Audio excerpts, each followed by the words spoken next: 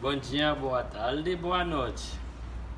Ó pessoal, hoje eu quero mostrar a você qual sabão nós usar aqui na Marina de Baidente. Primeiro sabão eu vou mostrar a você. Esse limpa-bolão, ali é boa. Quanto jet que há dentro do jet que sempre caiu óleo, tinha coisa de ferrugem também lá dentro e tinha muito graxa lá dentro. Nós usamos esse limpa-bolão. Outro sabão de novo nós usar dentro Marina de Baidente. Eu vou mostrar a você. Esse é um outro sabão de novo. Esse limpa costado. Esse limpa costado nós usamos isso. Esse limpa costado boa para quando o dia que sair na mar tinha muita coisa e preto que fica no dia que se do GTI e nós passa esse limpa costado para tirar alguma coisa adentro. Eu vou mostrar outro de novo. Ó, esse de novo.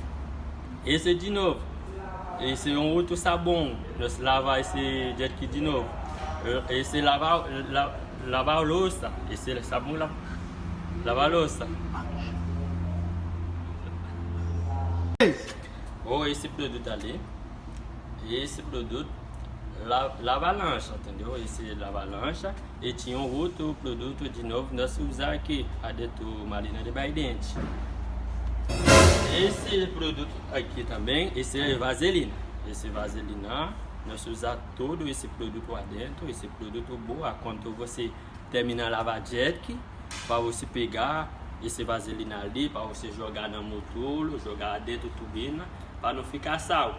Se não passar esse vaselina ali, vai ficar muito sal. Eu vou mostrar você o outro.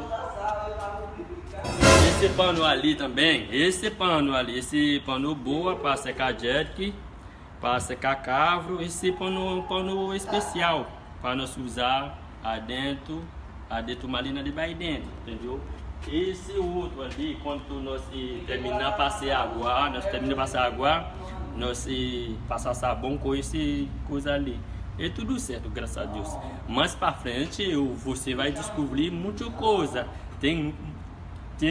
Tinha muita coisa, eu vou mandar para você mais para frente. Eu podia esperar e toda semana eu vou mandar um vídeo para você. Você vai ver como tá. Esse mascara boa, esse mascara agora, esse mascara nós usar. Esse mascara 2020, agora esse